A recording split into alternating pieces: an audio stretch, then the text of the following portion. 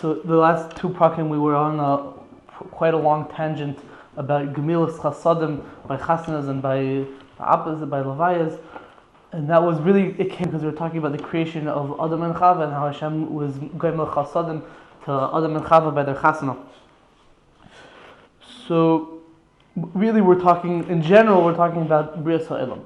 So we're going to continue speaking about Brias HaElam after the creation of Adam and Chava. This parak is going to be about Inyanim of Shabbos Kodesh. This parak and the next parak is going to be about Shabbos Kodesh. But the parak begins with a more general machlekes between Beis Shammai and Beis Hillel about Brias HaElam. And I don't think we're going to get to the Shabbos parts this week. So probably next week we'll start talking about Shabbos. Right. So let's start the parak. Parak Yud Ches. Beis Shammai Yomrim, Beis Shammai says, Hashamayim nivru tchila ve'achar kach ha'aretz. Beis Shammai says first the Shamayim was created, the heavens, and then the Eretz was created, the land. Shnamar, because it says in the pasuk, Bereishis bar elikim eis hashamayim ve'eis ha'aretz. In the beginning of Hashem creating the Shamayim and the Eretz. So first it says Shamayim, and then it says Eretz. So that's what Beis Shammai holds. The Shamayim was created before the Eretz. And we know the Gemara says that the reason why whenever we have machlekes Beis Shammai, Beis Hillel, so we always mention Beis Shammai before Beis Hillel because Beis Hillel were Anovim, they were humble people. So they always let Beis Shammai say their opinion first, and then they said their own opinion. So that's Beis Shammai. Beis Hillel Imrim Haaretz Nivreis Tchila. Beis Hillel says no, it wasn't Shamayim and then Eretz. First the Eretz was created, then the Shamayim was created. Haaretz Nivreis Tchila. The Eretz was created first. Shnamar, it says in the pasuk, Lefonim Haaretz Yosadeto Umayse Yodecha Shamayim. Lefonim, earlier or from beforehand, Haaretz Yosadeto, you founded the world. Umayse Yodecha Shamayim. And the handiwork and your handiwork is the Shamayim. So in that pasuk it says Eretz before Shamayim. So Beis Hillel wants to say that the Eretz was created before the Shamayim. Yeah. So the Gemara in Chagiga also brings this machlekes Beis Shammai Beis Hillel. What was created first, Shamayim or the Eretz? The Gemara in Chagiga on Yud Beis and Beis says that Beis Hillel brings a different pasuk because it says in the pasuk in Parshas Bereishis, B'yom Aser Hashem Elikim Eretz v'Shamayim. So even though it says Bereishis Elikim Eitz HaShamayim ve'Etz Haaretz, which is the source that Beis Shammai says that the Shamayim was created before the Eretz, Beis Hillel says a different pasuk says B'yom Aser Hashem Elikim Eretz v'Shamayim, and Eretz says Eretz before Shamayim. So Beis Hillel says from that pasuk that the Eretz was created before the Shamayim. That's machlekes Beis Shammai Beis Hillel. Beis Shammai Yomim, Beis Shammai says Shamayim nivru utchila. He says I want to bring another raya, another proof that the Shamayim was created first. Shnamar, it says in the pasuk, Af yodi yosta eretz v'yimini tibcha shamayim.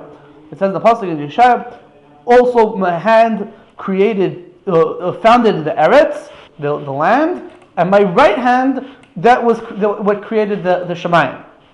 So Beis Shammai wants to say that the way that most Mefarshim want to explain it is that the right hand is the one. The right hand is the more chashuv hand. So if you're going to create two things, first you do what you're creating with the right hand, then you create the thing with their left hand. So it says that Hashem created the Shamayim with the right hand, and it sounds like He created the Eretz with the left hand. So from here, Beis Shammai wants to see that Shamayim was created first, and then the Eretz. That's the way the Radal and the Beis Hillel explained what the raya is from this pasuk.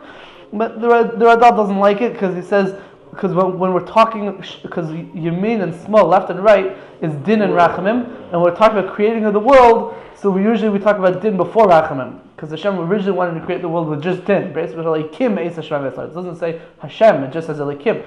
So it says that on the contrary, from the fact that the Eretz was created with the small, that's a raya that the Eretz was created first, not the Shamayim.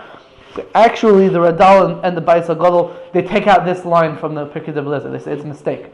And we're going to see that the Pirkei D'Belezer actually brings this exact pasuk to say something else. Says the Medrash, Nichnos tacharus beinehem al davar hazeh. So there came a competition between Beis Shammai and Beis Hillel about this matter. Ad shesharta shechina beinehem, until the Shechina dwelled upon them. V'hiskimu elu im elu sheshneim nivru b'shas achas u'v'rega echad. This is big machlekes between Beis Shammai and Beis Hillel. There was a whole controversy between them until the Shechina came and made peace between them, and they agreed with each other that what was created first, Shamayim or Eretz? No, they were both created at the same time. B'shah achas u'v'rega echad. How so? How did Hashem create both at the same time? That's not a question. But also Kodesh Baruch, what did Kodesh Baruch Hu do? Poshet yad yaminai v'nata shemayim. Poshet yad tzvara v'yasad eretz. With one hand, with the right hand, Hashem created the shemayim. With the left hand, Hashem created the eretz. Shenema, and it brings that pasuk that we just quoted before. Af yadi yasta eretz v'yamini tibcha Hashem. My hand created founded the eretz, and my right hand created the shemayim. Sounds like there was with kibiyachal, obviously Hashem doesn't have hands, but kibiyachal Hashem used his right hand to create the Shemayim, his left hand to create the Eretz, and both of them happened at the same time.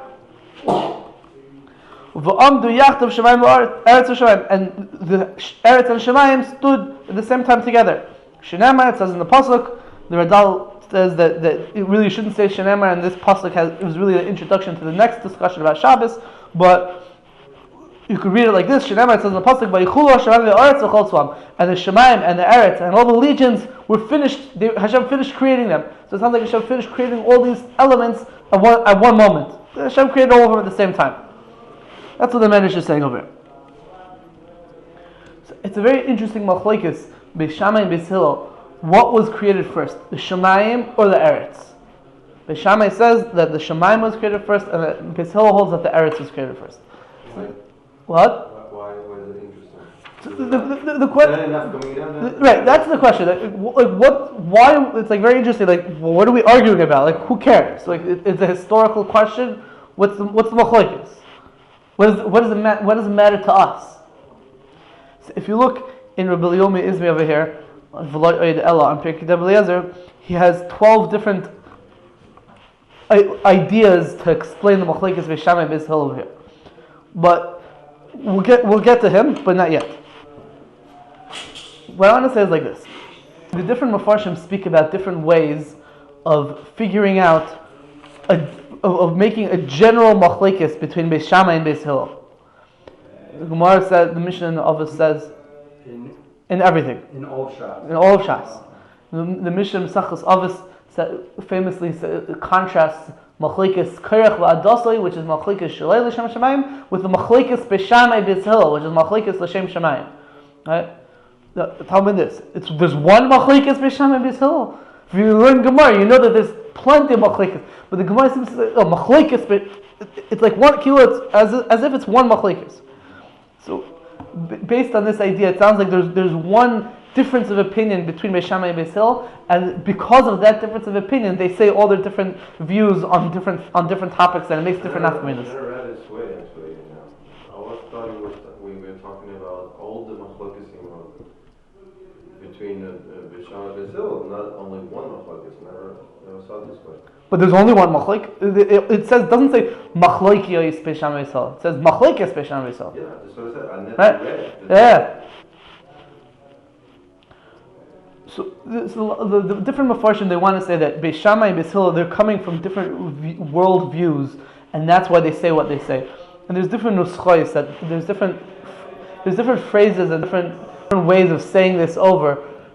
And like in one way of saying it is that Beis Shammai is din and Beis Hillel is rachamim. That's one way they say it over. Or another way they say is Beis Shammai is ruchnius and Beis Hillel is gashmius. Another way they say it over is Beis Shammai goes with the quality and Beis Hillel goes with the quantity. Another way they say it over is Beis Shammai goes with the tzura and Beis Hillel goes with the chaymer. When we talk about chaymer and tzura, these are sort of philosophical terms that the Rambam in Mer Nevuchim speaks about. Chaymer is like the ingredient, and tzura is using that ingredient to form something. So somehow that Beis Hillel is the chaymer, that focusing on the ingredient, and Beis Shammai is focusing on the tzura, like let's say the rules of what to do with that ingredient. Who's explaining this? That explanation, what I just said right now, is the Rogachover. The Rogachover, in many places in the Rogachover's writing, the Tzafnas Paneach, so there's a sefer called Mefaner Tzfunus from Rav Menachem Kasher. And Rav Menachem Kasher, what he did was he opened up the writings of the Rogachover to the masses. What he did was he compiled different places that the Rogachover speaks about different ideas, and he puts them together in a way that you could sort of see what he's trying to say. because in general the Rogachover is just like on one halacha he'll just say like look here, look here, look here, look here, look here, look here, and he won't say what exactly he means and what those places have to do with each other. But if you take his comments are very like concise and it's like very hard to understand what the Rogachover says.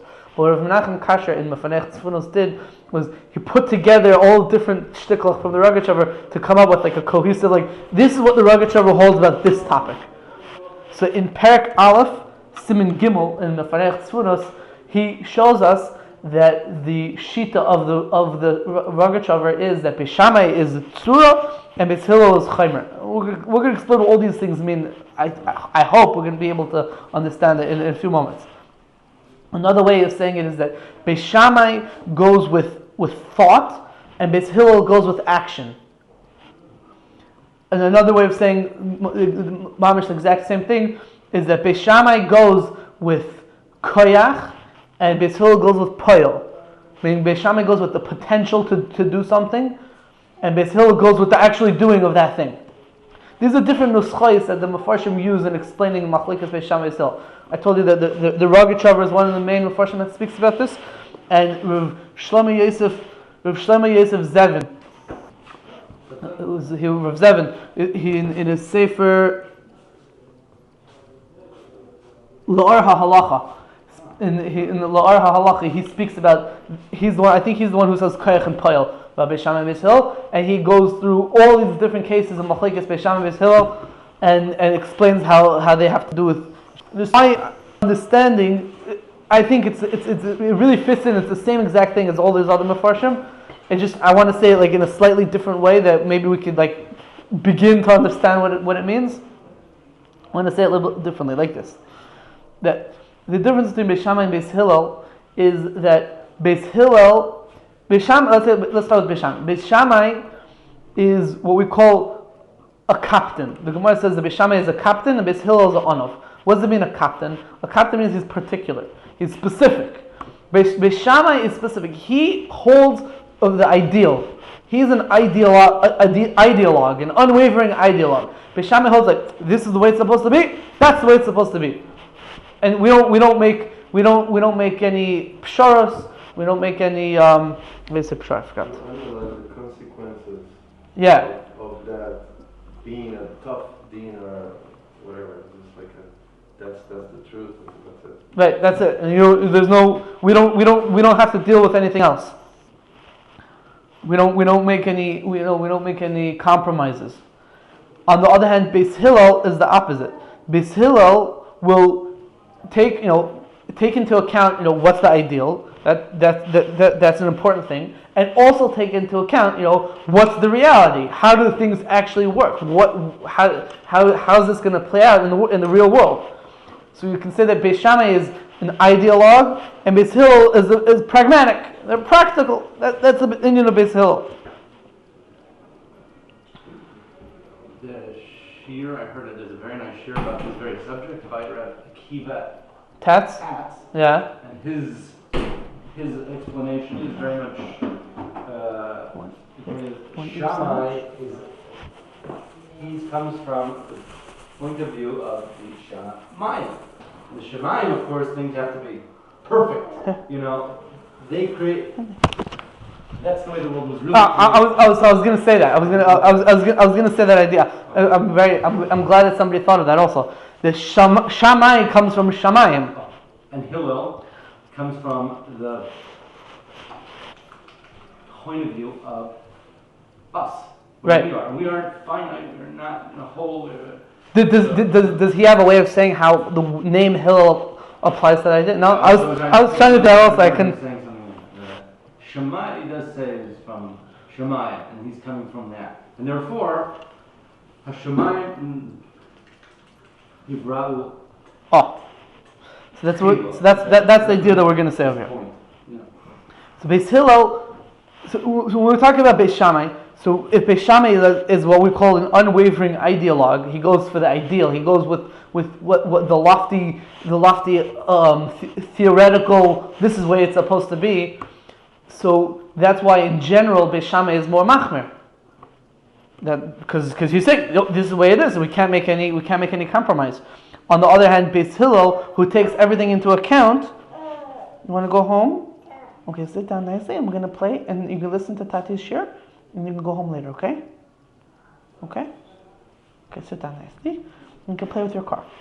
And Beis Hillel takes everything into account and puts it all together. And then comes out with a decision of what the halacha is supposed to be. And that's why it makes sense that in a lot of cases Beis Hillel is more mekel. Because they take... Okay, go to Aharon. You can go by yourself. You want to go by yourself? Okay. And Beis Hillel takes everything into account the way they decide it. Even taking the reality into account. 1 second. And of course, that's why we see that Beis Shammai is always mentioned before Beis Hillel, because Beis Hillel is more flexible, and they don't necessarily care. You can mention the other opinion before us, and that doesn't bother us. So Beis Shammai is mentioned before Beis Hillel, like we said before. Another manifestation of this idea we can see is in Mishnayos and a few places in Shas, actually in 10 places in Shas, it says, Chazu Beis Hillel l'horetz k'dever Beis Shammai. There was machlekes Beis Shammai Beis Hillel, and it says that Beis Hillel retracted their opinion, and they ruled like Beis Shammai in the end. The 10 I don't know this from my Bikiyas in Shas. I know there's a sefer called Michlal Piskamim U'Mamarim, and over there it says that it brings us down to 10 places in Shas. It says that Beis Hillel was chayzer and held like Beis Shammai. The beginning of Shabbos, there's one of them. Oh, so how many places in Shas does it say that Beis Shammai was retracted and said like Beis Hillel? 0. Because why? Because Beis Shammai holds what they hold, and they're not gonna. They don't change. They hold like this, and we don't move around, and that's the way it is.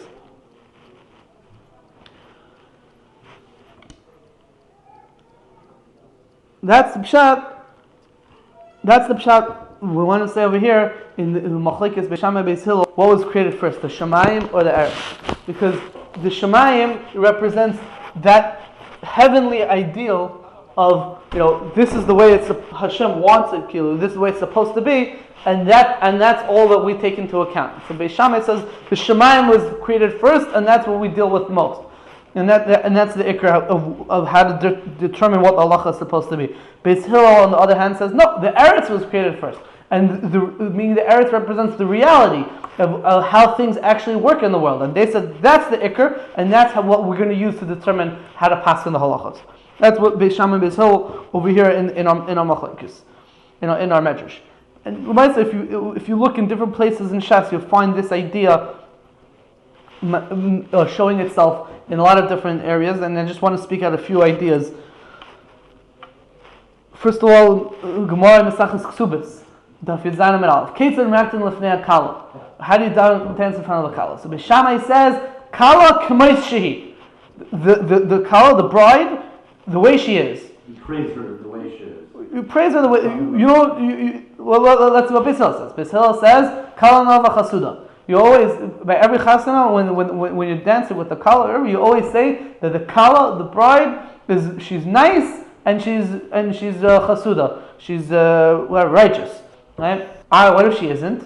So you lie. So what do we see over here? Beis Hillel says that you lie and say that she's chasuda, na'ava chasuda, even if she's not. And Beis Shammai says, no, you can't lie. You always say the truth. This is what's machlekes here? It's the same thing. Beis Shammai says no, there's an idea that we can't lie. That's it. We can't lie. There's no questions asked. How are you supposed to dance with a kala? I don't care, but don't lie. Kala k'mei the way she is. Beis Hillel says, yeah, we understand there's an idea not to lie, but in this situation, the reality calls for sometimes lying. You have to say, Noah v'chasuda, even if she's not Noah v'chasuda, because you're trying to make her chaviv al baila so that her husband will like her more, or whatever, and you have certain achrayas to deal with that, and you can't escape that. That's the reality, and that's the reality. Eretz nivru tchila. Another manifestation of that machlekes, I'll say a more technical halachic thing, is in Bamitzia Daf Mem Gimel Beis. There's a halacha, but that a shomer, a person who's watching an object for somebody else, so if let's say a shomer chinam, right? Shomer chinam is watching an object for somebody else, and that object is stolen, or he loses the object in a way that he wasn't at fault for losing the object, and then the owner of the object says, "Yo, where's my object?" Stolen or lost in a way that I wasn't at fault. So the shomer is exempt from paying the owner. The Torah says that all you have to do is make a shvua. Shvuas HaShomer, the guy who was watching it, the shomer, is supposed to just take an oath that he didn't send his hand forth upon the object, and then he's exempt from paying for it. So the halacha is like this. Let's say he did send forth his hand on the object. Let's say I'm watching this book, this hat for you. And you told me, you were trying to take this hat and I want you to watch it. Fine. So I'm watching the hat. Now I'm thinking to myself, this hat is a very nice hat. I'm going to use this guy's hat. I don't have reshus to use it. I don't have permission to use your hat. You just told me to watch it. You didn't say I'm allowed to use it. And I go out to my party tonight and I'm wearing your fancy hat. And then the next day, I put the hat back down in its proper place in my house or whatever. And the next day, people come into my house and they steal a hat. Now you come to me and you say, "Okay, where's my hat?" I said, "Oh, it's stolen." Okay, it's fine. So what's the halacha in a case where it's stolen? I have to make a shvua. But in this case, I can't make a shvua that says that I didn't send forth my hand on your hat because I did. Right? So I can't make that shvua. So therefore, I have to pay. Yeah. So that's the halacha called sheleach yad b'pikadon. If you send forth your hand on the pikadon, then you're obligated to pay even if it was stolen or lost in a way that it's not your fault. Now, what's called sending forth your hand on the pikadon? So the Gemara Mesechus Bava Metzia Mem Gimel Beis brings machlokes Beis Shammai Beis Hillel. Beis Shammai says if I think about using it even though I don't have permission, then I'm already obligated. That's called sending my hand forth upon your object. Just thinking about using it. Beis Hillel says no, only if I use it. So what's the difference? So the idea is like this. Beis Shammai understands there's something called you're not allowed to steal. You're not allowed to use something that doesn't belong to you, that you don't have permission to use. That's so awesome that you're not even allowed to think about it. It's not yours. Don't think about it. Don't even think about using it. Once you even thought about using it, you already broke the ideal. You already took yourself out of you can't say, "Oh, I wasn't pesher." No, you already thought about it. You took it. You in your thoughts you already took it out of the real owner's possession and you put it into your possession. You already stole it. Beis Hillel says no. We don't really care what you're thinking. You can think all you want. As long as you don't actually do it, then it's not a problem. You're still considered a shomer. Because Beis Hillel goes with the practical. The reality is, did you actually shaleach yad or not? You didn't. So what's the problem? That's another machlokes Beis Shammai Beis Hillel. The same idea. And another one, a famous one. This is mamish a famous one. The Gemara says in Shabbos, Tan Rabbanan Lamed Amid Beis Shabbos. Lo olam yehei adam en vusan kehillel. A person should always be an anav like Hillel. Va'al yehei captain keshamai. And you shouldn't be a captain like Shammai. And the Gemara brings the whole story about a guy who came to bother Hillel on Friday afternoon before Shabbos, and Hillel didn't get bothered. And the guy is like, Chaval, I lost 400 zuz because I made a bet that you would get upset, and you didn't get upset. And Hillel's like, oh, Baruch Hashem, I didn't get upset. And then the Gemara brings another story. A guy came once to Shammai, and he said to Shammai, how many Torahs do you have? And Shammai says, we have two. We have Torah Shebechsav and Torah Shebal Peh. The guy says, well, I only believe in Torah Shebechsav. I don't believe in Torah Shebal Peh. I want to become a ger. But I only want to learn Torah Shebechsav. I don't want to learn Torah Shebal Peh. So what's Shammai's reaction? Shammai screams at him. He chucks him out of his house like, yeah, don't come back, etc. Right? That's Shammai's reaction to this guy. The same guy comes to Hillel. He says, how many Torahs do you have? He says, we have two, Torah Shebechsav, Torah Shebal Peh. So, okay, I want to become a ger, but only want to learn Torah Shebechsav, not Torah Shebal Peh. Okay, so what is Hillel's reaction? The exact opposite. Hillel's like, stay there, come, we'll teach you Torah. Right? So what happens? So it says one day the first day he comes in, and Beis Hillel, and Hillel tells him, okay, look, we have to learn Aleph Beis, yeah?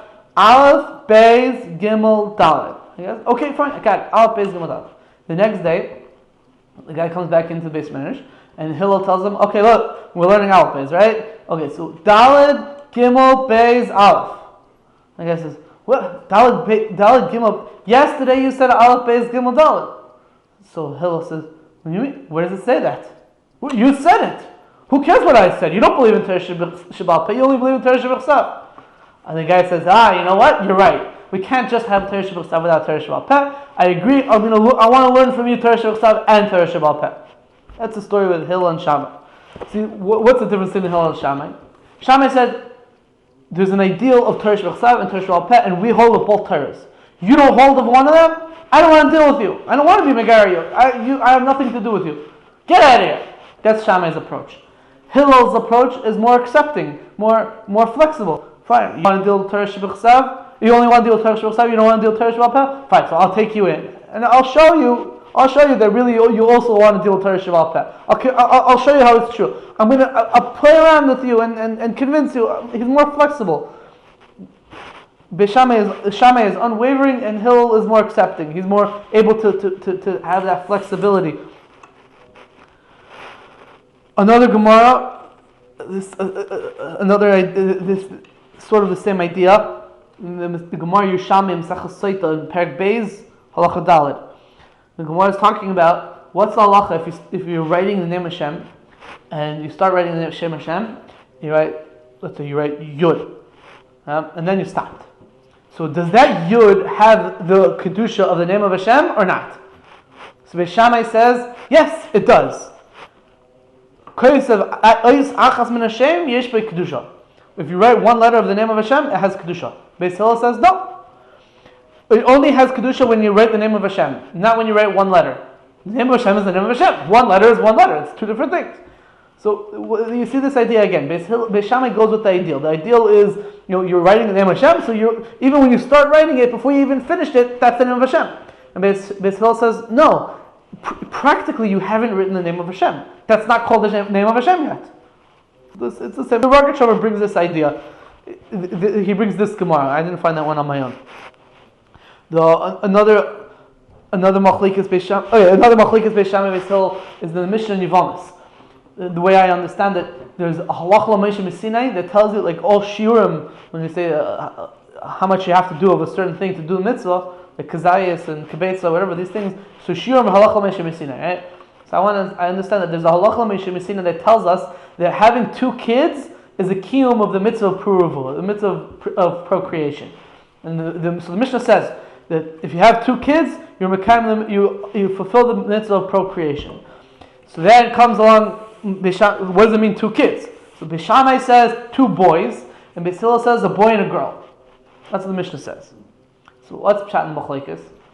So I understand like this. Beis Shammai would say that the ideal is a boy. Why? Because a boy goes out and is mashpia in the world and does things, whatever. The girl is sort of the passive thing that happens to be that you need that in order to propagate the world. Right? But the boy is something that goes out and bears fruit.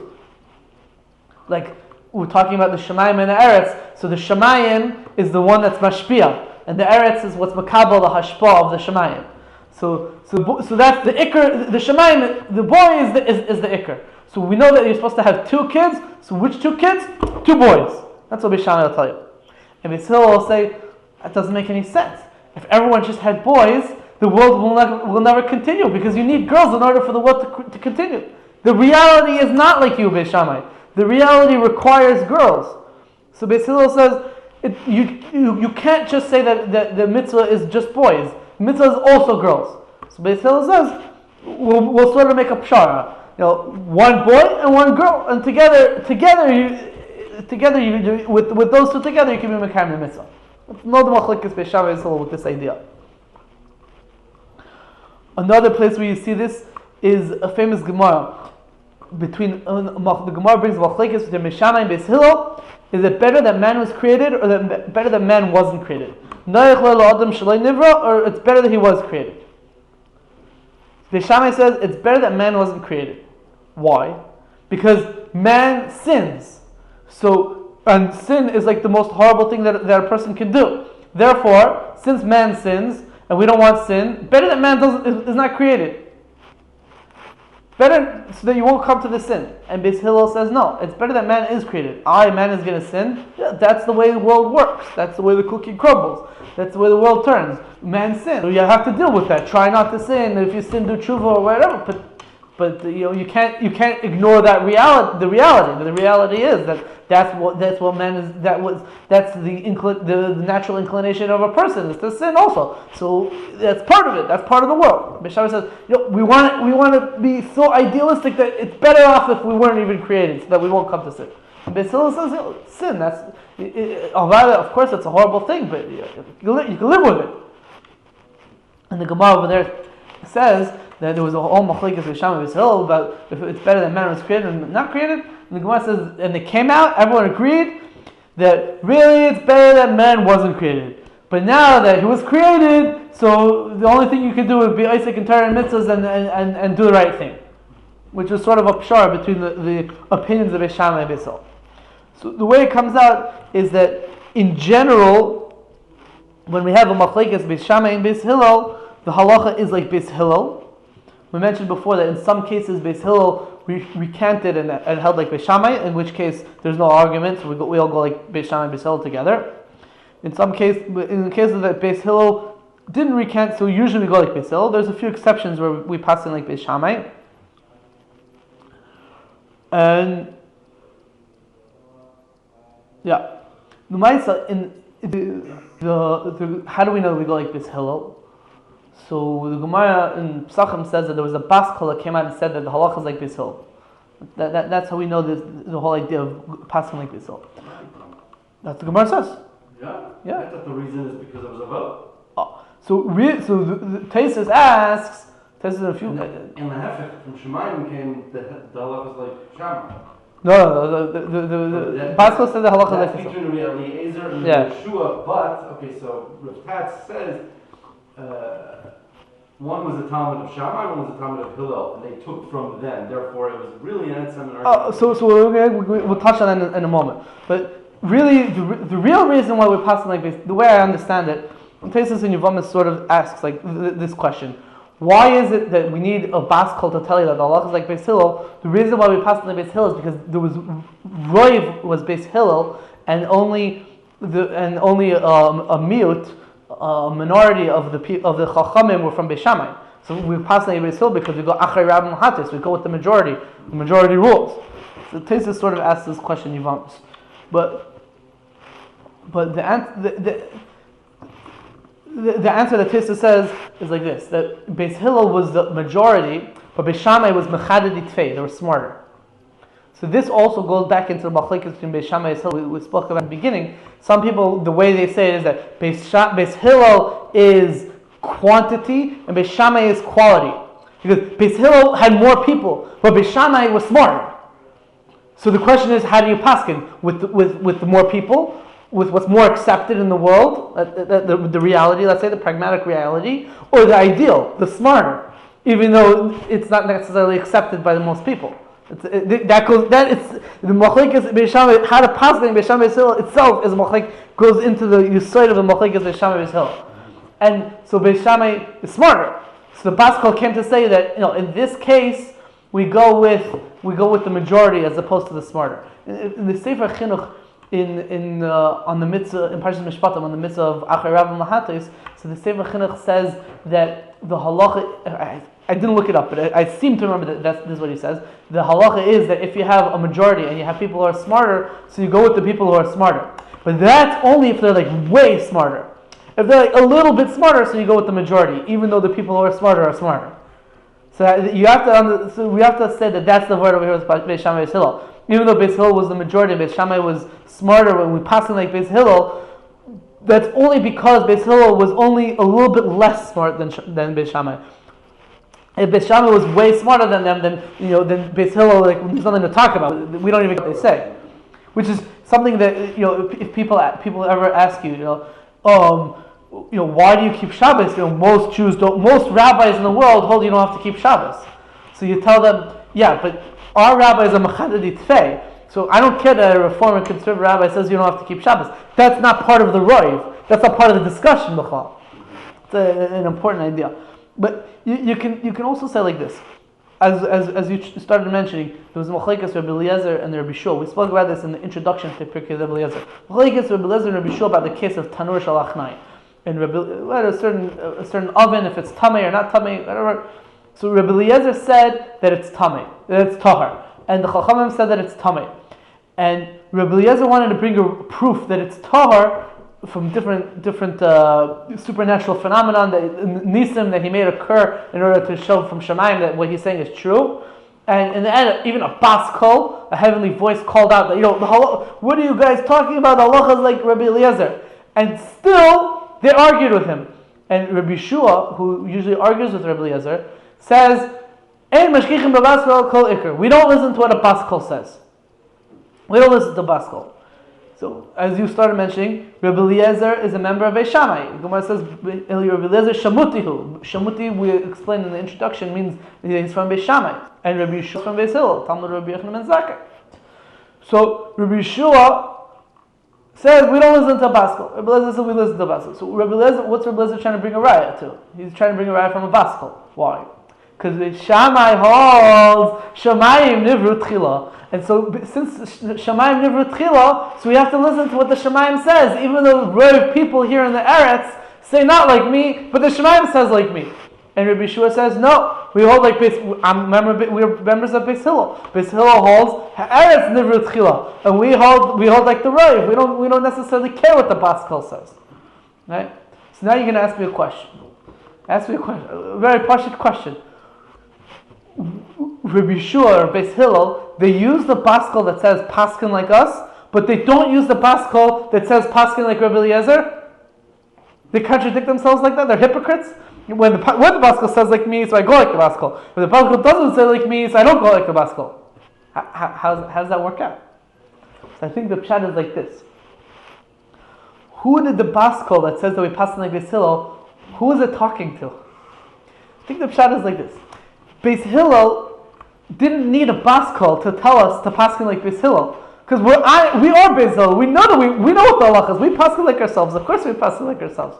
The whole baskal only came to tell Beis Shammai not to pasken, that they should pasken like Beis Hillel, because Beis Shammai cares about roiv.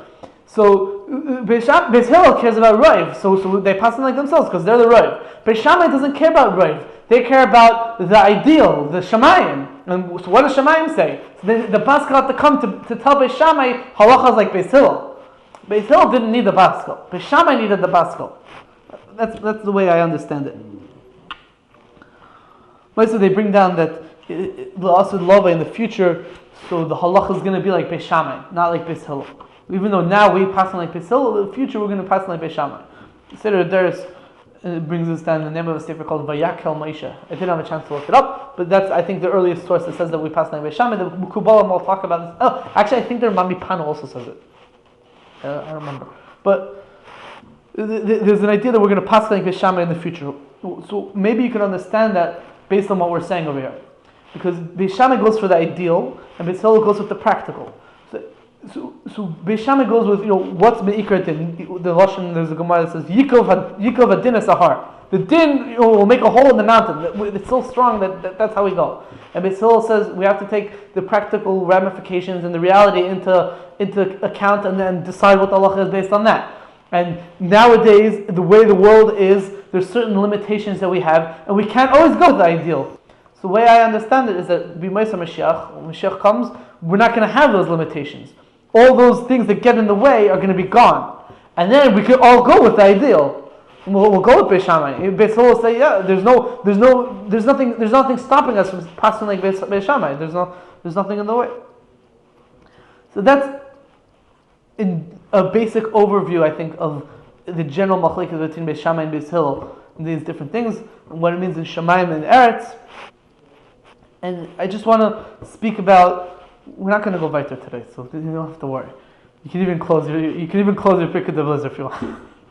But I just want to speak about the Indian of Beis Hillel a little bit more, especially because today is Rosh Chodesh Av, and there's a lot of things that are relevant, especially to this time period, this period of the year, and especially to today, that have to do with the idea of Beis Hillel. And sometimes in the world, people misrepresent what the idea is of Beis Hillel and how we're supposed to act, and they take it either to one extreme or to the other. And I think it's important to show that really a balance is what's required. And I'm going to explain what I mean. Once we understand this machlokes between this difference of worldview of Shammai and Hillel, that Shammai is a captain, he goes with the Ikar Din, and Hillel is more flexible and is able to deal with reality and put things together more easily, we can understand better a famous thing that Hillel said. It's a Mishnah in Maseches Avos. Hillel Omer, having me Talmidav Shel Aharon. Hillel said you should be a Talmud of Aharon HaKohen. Oyev Shalom, loving peace. V'roidev Shalom, chasing after peace. Oyev es abrias u'makarven l'Torah, loving the creations and bringing them closer to Torah. That's what Hillel said. Hillel said you should be like Aharon HaKohen. And we've spoken a few times already about the midah of Aharon HaKohen, that the Indian of a Kohen is to bring peace to the world, to bring peace to man and his wife, to bring peace between man and his friend, to bring peace between man and Hashem. We spoke about this a little bit in the previous parak, a little bit more, I believe it was in parak Ches. We spoke of this idea of that Aaron brings peace, to bring shalom in the world. L'maisa, this idea is also expressed in another Mishnah, the last Mishnah, Maseches Idealists. The last Mishnah, Maseches Idealists, is speaking about Eliyahu Navi. What we all know that when we speak about waiting for Mashiach, we're waiting for one of the things we're waiting for is we're waiting for Eliyahu Navi to come. What is the role of Eliyahu Navi in the coming Mashiach? Why are we waiting for Eliyahu Navi? What's Eliyahu Navi supposed to be? So it's a machlokes in the Mishnah. Maseches Idealists, parak Ches, Mishnah Zayin. Omer Rabbi Yeshua. Yeshua says, "Mekubal anim Rabbi Yochanan ben Zakkai, sheshama mirabbai v'rabbai mirabbai halacha l'meisha mesinai." I have a Kabbalah halacha l'meisha mesinai she'ein Eliyahu bo l'tamei or l'taher l'rachik or l'karev el l'rachik hamukuraven b'zraya l'karev l'rachik b'zraya. Eliyahu Navi is not going to come to say what's tamei and what's tahar, which people could get married, which people can't get married. Rather, he's just going to make sure that people that are married in should be distanced. The people that are distant should come closer. He's not going to really get involved and explain every single family. And then there's another machlokes. Rabbi Yehuda no l'karev avaloy l'rachik. He's only going to bring people close. He's not going to send people away. I mean, he's going to say, these family that you thought were mamzerim, they're really not mamzerim. But a family that you didn't think were mamzerim, that are mamzerim, he's not going to say they are, to send them away. Rabbi Shimon Omer lahashes hamachlokes. Rabbi Shimon says the role of Eliyahu Navi is to be lahashes hamachlokes, to ease out all the machlokes, to make everything equal, to make it that there's no machlokes in the world. The Chachamim say lo l'rachik v'lo l'karev ela la'aseh shalom beinehem. The role of Eliyahu Navi in the future is going to be to make peace between everyone. And the Gersa Tesis Shan says la'aseh shalom ba'olam, to make peace in the world. Shenemar says in the pasuk. This is the last pasuk in Nevi'im, the last pasuk in Sefer Treos and the Nevuah of Malachi. It's the Haftarah of Shabbos HaGadol, the end of the Haftarah. Hine enechi sheleich lechem es Eliyahu Hanavi. Behold, I am sending for you Eliyahu the prophet. Just Reuven Margolis in Hamikra Masera says that when we talk about theophoric, theophoric names are names that have an element of a Shem Hashem in it. So names that have an element of a Shem. What was that? Yeah, Eliezer is a theophoric name. But when we have names that have the element of Shem Havaya, Yud Kev Hovke in it, so Reuven Margolis points out a difference between the time of Bayis Rishon and Bayis Sheni. In the time of Bayis Rishon, they all had 3 letters of Hashem's name. Like Uziyahu, Chizkiyahu, Yirmiyahu, Yeshayahu.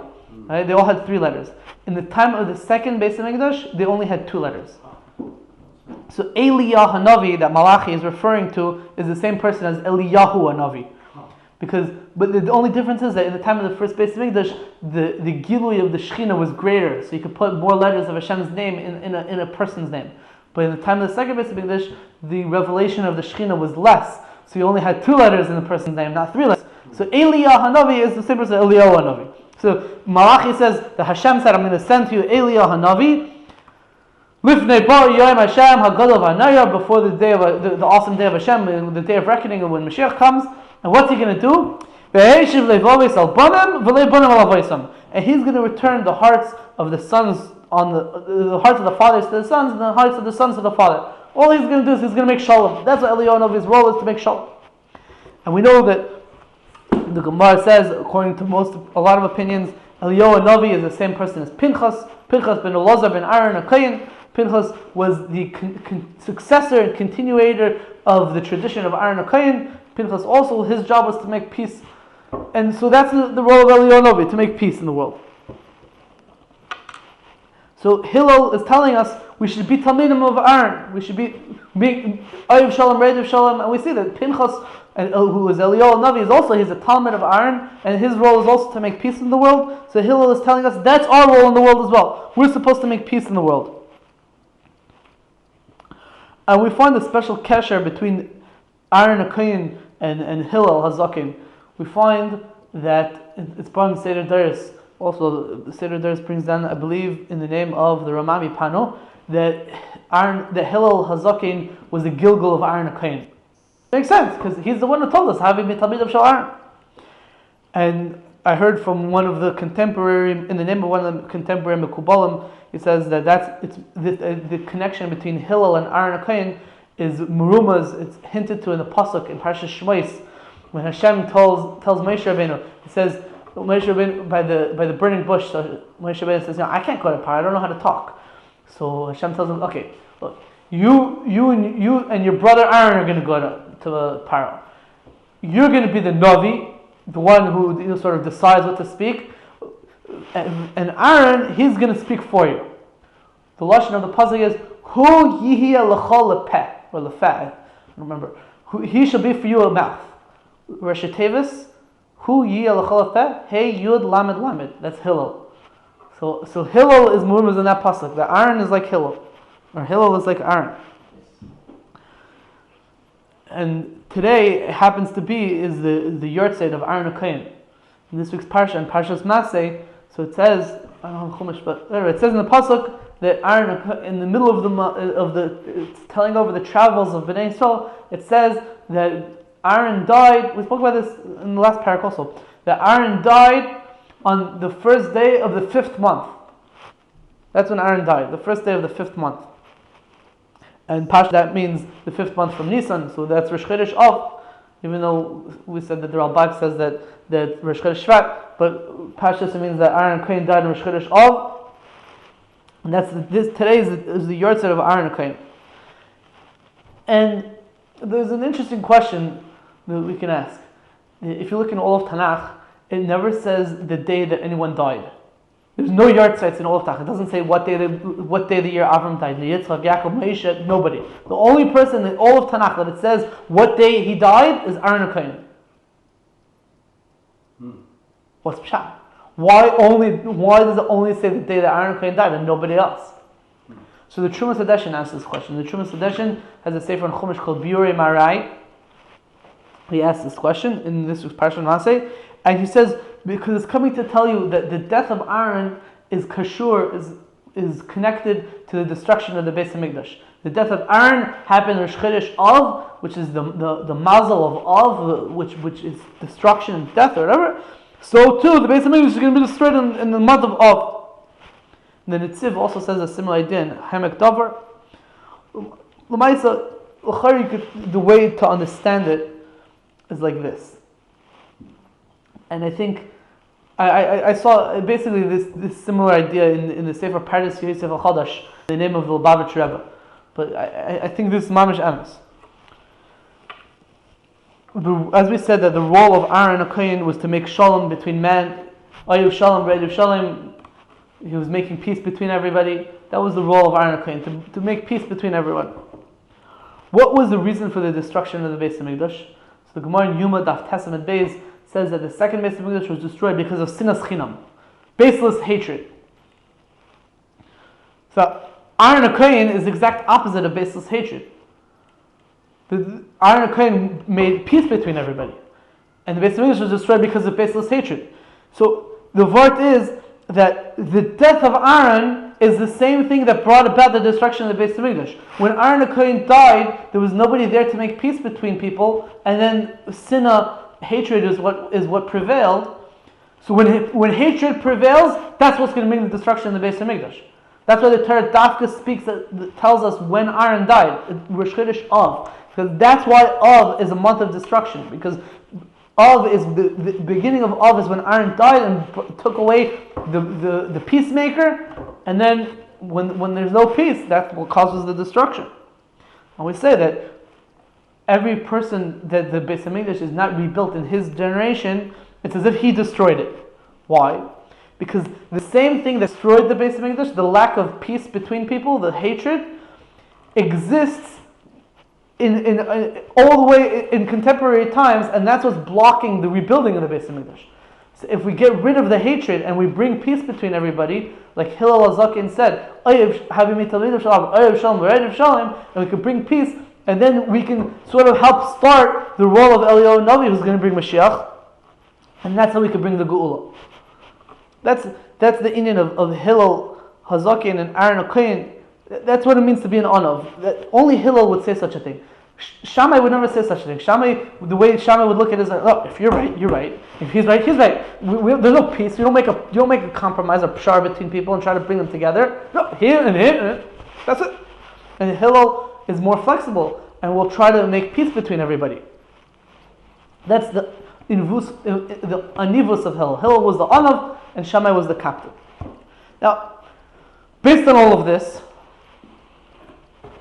I have a Gemara in Maseches Gittin that you can't understand. It's a very famous Gemara because it's one of the only Gemaras you're allowed to learn on Tisha B'Av. It's a very famous Gemara, and based on what we're saying, it's very hard to understand what this Gemara is saying. Famous story of the Gemara says in Daf Hayim and Beis and Vav and Aleph, Maseches Gittin, the story of Bar Kamtza and Bar Kamtza is why the Beis Hamikdash was destroyed. Right? You know the story? There was a guy who was making a party, and he had a friend named Kamtza, and he had an enemy named Bar Kamtza, and he sent out invitations, and the invitation ended up going to Bar Kamtza instead of to Kamtza, and this Bar Kamtza, who was his enemy, ended up coming to his party, and he was sitting there by the party, and then the guy making the party all of a sudden sees him, and he says, get out of here. He says, don't embarrass me, I'll pay for my meal. He says, no, get out, I'll pay for half the whole party. No, get out. He embarrassed him. Fine, so the guy gets kicked out of he was embarrassed in front of everyone. He goes out, and then he was so upset that he decided he has to go and do something against these Jews. Yeah. So the Chachamim that there at the party didn't say anything. The Gemara doesn't say that. I thought it did. Okay. The Gemara doesn't say that, but it does say that somewhere. We'll get to that in a moment. But he decides, I'm going off the derech. I'm going to take my revenge against the Jews. So what's he do? So it says that he goes to the Roman governor. The Gemara, I believe the Gemara says Caesar, but where is the Gemara? No, it doesn't say Caesar. It says Bei Malka, the house of the king. It doesn't mean king because the Roman king, the Roman emperor wasn't in Yerushalayim. But Pashas would mean, and there was a king in Eretz Yisrael. There was a king in Eretz Yisrael at the time. His name was Agrippa II. He was from the Herodian dynasty. Agrippa II, or in Hebrew Agrippus. So Agrippa was the actual king, but it was really, for all intents and purposes, ruled by the Roman legions that were occupying what they called the province of Judea. So they were really in charge. So he goes to the Roman governor or whatever. He tells the Roman governor, these Jews are rebelling against you. So how do I know that they're rebelling against me? He says, look, send them a korban for the Beis Hamikdash, send them a sacrifice, and they're not gonna sacrifice it. That's a proof that they're rebelling against you. He says, okay, let's try it. So he sends a korban. So this guy, he what he does is he knows that before the kohanim go to bring a korban, they're going to check it to make sure it doesn't have any blemishes. So he secretly makes a small blemish in a place that nobody will ever notice. When it says either on the lip or by the eye or whatever, and he brings it. So the Kohanim in the basement, they see it, they check it, and they see it has a blemish. What are we supposed to do? Should we bring this korban or not bring this korban? So it's a Gemara says the Rabbanan were thinking, look, because of Shalom HaMalchus, because of to keep peace between us and the Romans, we should bring the korban, even though it has a mum. Comes along this Rabbi Zecharia ben Avkulis. Rabbi Zecharia ben Avkulis says, no, you can't do that. Why? Because people are going to say that you're allowed to bring a korban that has a mum. So you can't bring this korban as a mum. Fine. So they decided they're not going to bring it. But wait, if they don't bring it, then this guy's going to go back to the Romans and tell them that they didn't bring the korban, and they're going to say that they're rebelling, and then it's going to make all these problems, right? So the Rabbanan said, okay, fine, we won't bring the korban. You know what we'll do? We'll kill the guy. That way he can't go tell the Romans that we didn't bring the korban. Right? Speaks up this guy again, Rabbi Zecharia ben Avkulis. He says, no, you can't kill him. Why? Because people are going to think that if you killed him, the reason was because a person who makes a mum in a korban is chayiv misa, and it's not true. A person who makes a mum in a korban, you're not allowed to do it, but you're not chayiv misa for it. So we don't want people to get the wrong impression, and you can't kill him. So they didn't bring the korban, and they didn't kill the guy, and the guy went back and he told the Romans, and then that made all the trouble. Right? So what's the punchline of the Gemara? Amar Rabbi Yochanan. In vasnusay shel Rabbi Zecharia ben Avkulis hichrivas beisenu. The invasnusay, the fact that Rabbi Zecharia ben Avkulis was an anav, that destroyed the Beis Hamikdash. How in the world was he an anav? Why is that called being an anav? I would say the exact opposite. Rabbi Zecharia ben Avkulis was a captain. He was saying, no, the halacha is such an animal cannot be brought. The halacha is you can't kill such a person. We can't, even given the situation, the practical reality, whatever, we don't play around, we go with the ideal, and that's it. That's not called being an anav, that's called being a captain. Why does the Gemara say that he's an anav?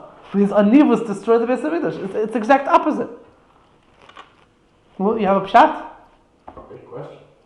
Because this was bothering me. Rashi says,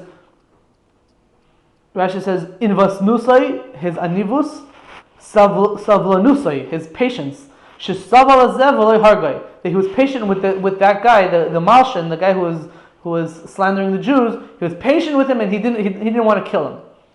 But I don't understand where Rashi is coming from, because the Gemara said that his reasoning why he didn't want to kill him is, he said, don't kill him, because if you kill him, people are going to think that such a person is chayiv misa. Rashi didn't say that. The Gemara doesn't say, he said, don't kill him because, it's not nice, or, he's a sinner, but we can accept him. That's not what he said. He said, don't kill him because people are going to get the wrong impression in what the halacha is. Meaning, he wasn't being an anav. He wasn't making a pshar. He was saying, this is the halacha. I have perhaps a shot. Yeah. I heard that hanivut is the quality that you realize that everything does come from Shammai. You really realize it. At every step of the way, this is from Shammai. You can be as confident as you want, but that at the same time you realize really what's going on is from Shammai. So perhaps he realized that this was from Shammai. I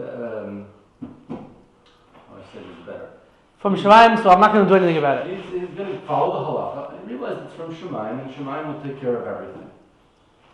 It really is coming from there, and therefore his anivut was the fact that he realized that this was, you can't kill, even if you kill the guy, even if you offer the korban, it's all coming from Shemaim. No matter what, the Romans are going to come, and it's going to be gone. Well, I mean, so perhaps that from that. You could be right, but it doesn't say in the Gemara that he was a navi. No. It doesn't say that he knew what was going to happen. It just he knew that. I'm not saying he knew it was going to happen, but he knew that what was happening was from Shemaim. From Shemaim, and that's an anav. But he didn't, and still he didn't want to, work with the reality and the practical ramifications and try to get out of it. I mean, we usually we try not to put ourselves in such a situation, and whatever you can to get out of such a situation, you do. Like, I could see that Beis Hillel would tell you, theoretically, Beis Hillel would say, this is in a chanami. Usually you can't kill a guy for such a thing, but in this situation, you got to do what you got to do. I don't know. That's a difficult question because we see from Joseph, he made a big mistake. He seemed to do his Hishtadlus. and that was the wrong thing to do. So here too, perhaps there was nothing to do. You couldn't.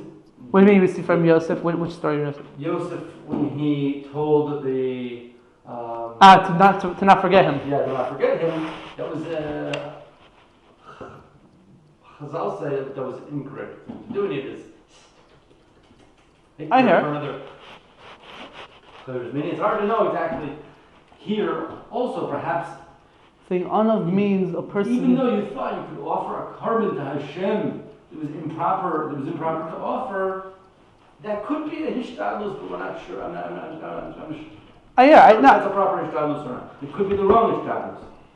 That dafka might have angered Hashem even more, and then the Romans now would have killed everybody. I don't know. I hear. So he's being an Anav, and he realized that it's from Hashem, and he didn't want to take action for the good, and therefore we can't go against the halacha. That's one concept of. But Anav. Interesting. I didn't think of that. Rashi definitely doesn't say that either. But okay. In a way, maybe. Savlanut. Maybe he's patient. He's waiting for what Hashem. And we must. I hear. Also on a side affair, that isn't what is coming to. Right. Okay. I was mamish still bothered by this question. That I was really thinking that the Gemara was being sarcastic.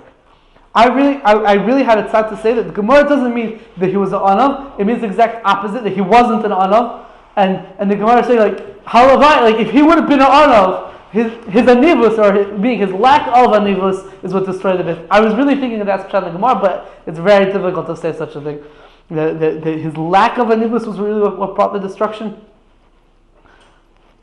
What you mentioned before really is a medrash in Eicha Rabbah. In Perek Gimel Siman Dalet, the Medrash in Eicha Rabbah brings down this story of Kamtza and Bar Kamtza differently than we have it in the Gemara. The Gemara, in the story in the Medrash speaks out that the Rabbanon by the party didn't say anything. And it says that it actually says in specific. I think it says in specific that this guy Rabbi Zecharia ben Avkulis was at the party and he didn't say anything, and he was one of the Rabbanim there.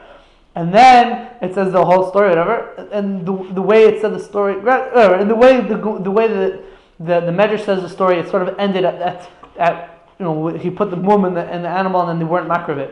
It didn't have this whole discussion of should we be makravit or should we not offer it, and then a discussion should we kill a guy or should we not kill a guy. The reason one of the Mefarshim on the Medrash says because in the story of the Medrash, the Roman governor sent an emissary with the guy. So even if you killed the guy, the emissary will still tell the king, and then tell the governor, and it won't help you to kill the guy. But Al Kaplan, the Medrash ends off by saying that the anivus of this Rabbi Zecharia ben Avkulis is what destroyed the Beis Hamikdash. So there, it's definitely not talking about him being makbid on the din. There, it sounds like from the Medrash, it was talking about the fact that he didn't complain by the party. Against the sinus chama at the party. That's what it sounds like from the Medrash. But the Gemara is not saying that. The Gemara is saying something else. So someone else told me another answer. Maybe we could say to understand the Gemara a little bit better. This is like a shtickle pilpuldik, but when I heard this, I was a little bit happier that the Gemara is not so far off. There's a halacha that when we talk about dinei nefashis, the Gemara in Masechah Sanhedrin, I believe, Mishnah Sanhedrin, I think, that when we have dinei nefashis, when we have cases when we're trying capital cases of a person who could be potentially get the death sentence, so the halacha is pasken min hatzad. We start from the side. What does that mean? It means that when we ask all the different rabbanim on the Sanhedrin, what's your opinion on this in this case? So we start from the side, from like the least chashuv people, and then we work our way up to the most chashuv people. Why? Because if the most chashuv guy on the Sanhedrin says his opinion, no one's going to have the guts to argue with him. So we start with the lowest guy, and then we go up to the highest guy. So the Gra, apparently, I didn't see the Gra inside, but I heard this from a few people. The Gra explains this Gemara saying like this, that Rabbi Zecharia ben Avkulis, he was the most chashuv person in the Sanhedrin at that point. So when he said not to kill the guy, so no one was going to argue with him to say, yeah, kill him. Right? Now, really, he shouldn't have spoken up first, because once he speaks up first, no one's going to argue with him. But he was such an anav that he didn't hold himself as if he was the most chashuv person, so he spoke up first. And that's what caused it, that they didn't kill him and the Beis Hamikdash was destroyed. That's how the Gra understands Pshat and Gemara. So the anivus wasn't in what he said, the anivus is in the fact that he said it first. So according to that, you could say that really the content of what he said wasn't anivus. There was really kaptonos. He was saying, no, you can't kill him because then people are going to think that such a person is chayav misa and he's not really chayav misa, so you can't kill him. Which is being adamant about the halacha, not being flexible. But the fact that he spoke first, that was his anivus. That's the way the Gra explains the Gemara, and I think with that it answers the question. I think is a beautiful answer. But I think that really, there's a deeper criticism that's going on over here in the Gemara, and that's mamish something that I think is relevant in our times especially. And it's going to be. It sounds like it's the exact opposite of what I was talking about this entire time. Like this. We say that Hillel and Aharon HaKohen, they had a certain degree of flexibility. Anivus, have you anvuson Hillel? A person has to have a certain degree of flexibility. On one hand, on the other hand, someone once asked me, my father, when I was a bacher in LA, he asked me, why do you think that the Beis Hamikdash wasn't rebuilt yet? Why are we still in Gilus? What's the main thing that if we fix that, everything will be okay? So I thought about it for a little bit, and I told him that the main thing is we need to know how to balance sinas chinam and chanifus. The problem of sinas chinam on one hand, and problem of chanifus on the other hand. There's an inyan called sinas chinam, which is baseless hatred, and the way to combat that is baseless love, where everyone comes together and is together. On the other hand, when there's baseless love, that brings another problem called chanifus, which means flattery. I forgot to bring a Gemara Saita with me, but the Mishnah in Saita says, it describes the ceremony of what's called the Hakel, when the king on Motzei Yom Kippur, Motzei Sukkot would get up and read from the Torah. So it describes that ceremony, and it said that usually the king would sit when he does Hakel, because a king is allowed to sit in the Beis Hamikdash. So the king would sit when he does Hakel. What it says that the king Agrippus, when he did Hakel, he stood. Because he recognized that the halacha is that Ein Yeshin Bazar al Malchus Beis David Bilvad. Only kings of the Davidic dynasty could sit in the Beis Hamikdash. Anyone else is not sit in the Beis Hamikdash. Agrippa was not a king of the Davidic dynasty. He was from the Herodian dynasty, from Herod, and Herod wasn't even Jewish pashtus. He was a slave. Right? And whatever, he was a slave who had good connections with the Romans, and basically when the last of the Chashmonaim died, so Herod got himself, his father was very prominent amongst the Romans, and he got himself a good position for when the last of the Chashmonaim king died, so he took over as the king. He wasn't necessarily even Jewish. He took a Jewish wife. That's the Gemara in the beginning of Bava Basra, and apparently the Gemara says she committed suicide. Josephus seems to say that he had kids with her. I don't know exactly how to answer that, but so his kids, maybe some of his descendants were maybe Jewish, but they definitely had what we call tainted lineage. They weren't pure, what we call purebreds, right?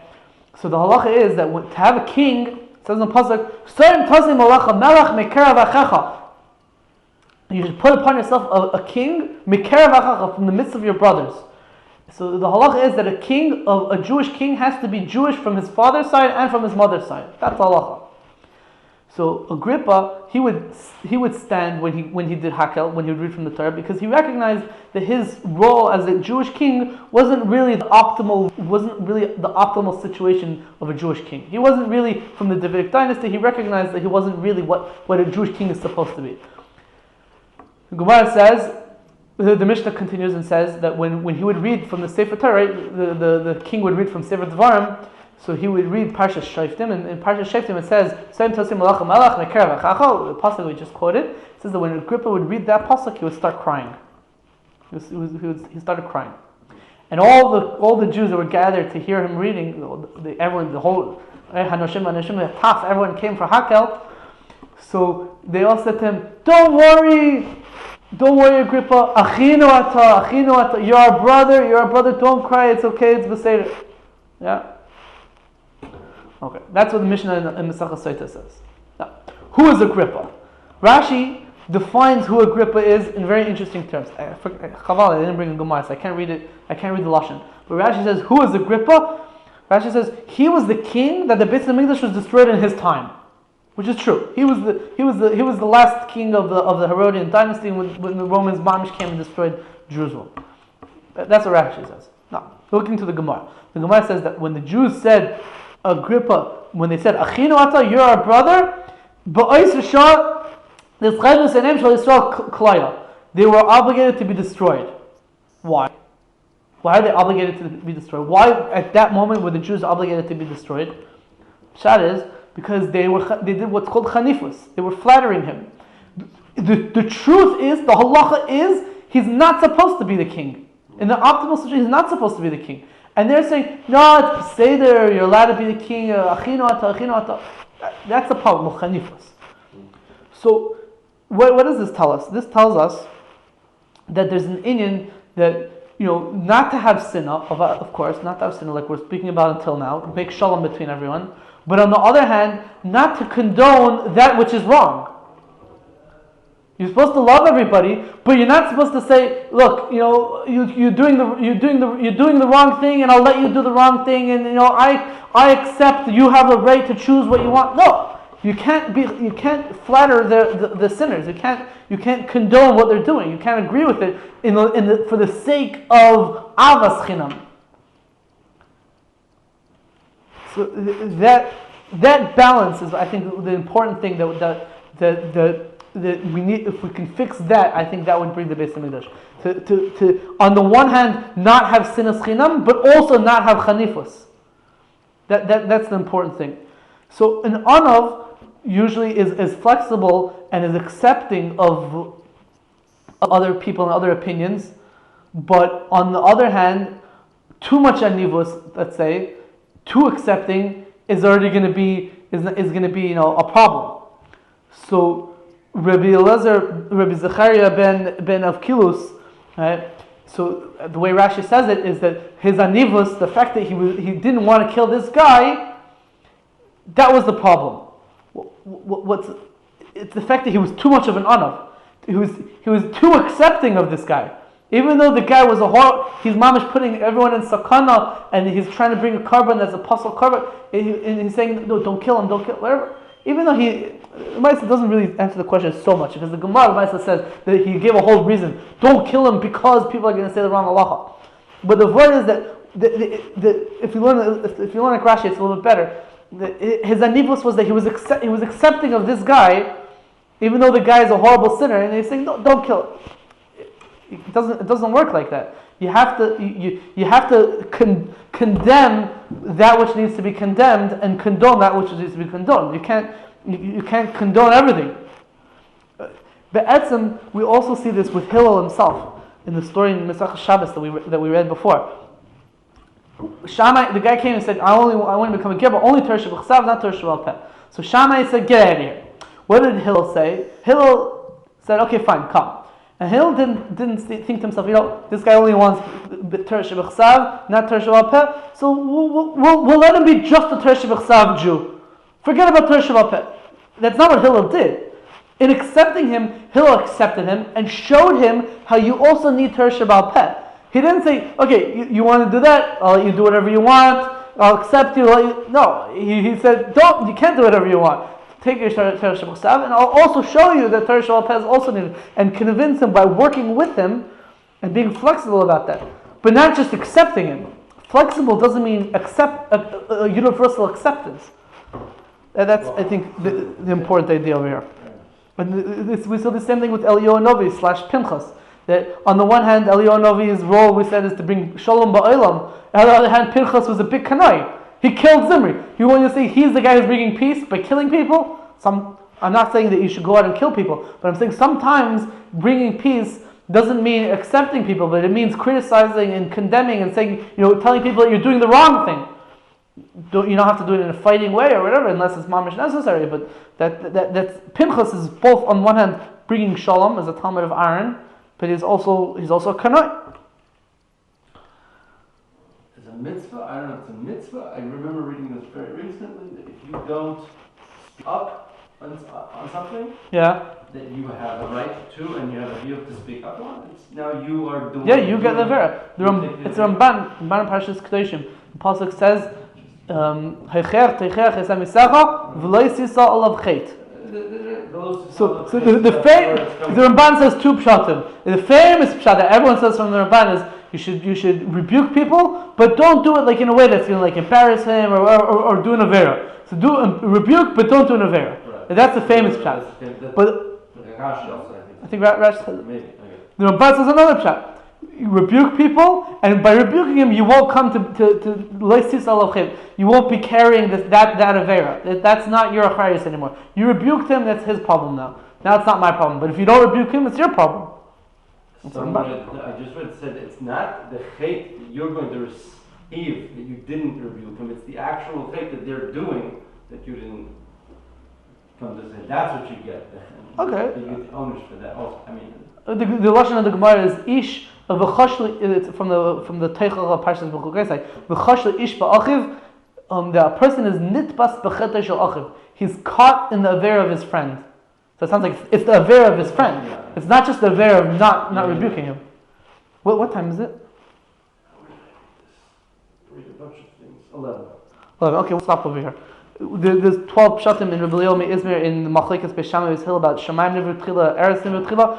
I can really stand here and go through all 12 pshatim and saying some of them bekitzer and different ha'aras that I have on them, but for the sake of going weiter, we're just going to stop over here. Next week we'll just continue onwards. So if you want to look at Rabbi Zecharia Izmir, I can make a copy or something for you. Yeah, okay. That's very interesting. All right. Very interesting, but it's not Good Shabbos. Thank you for staying.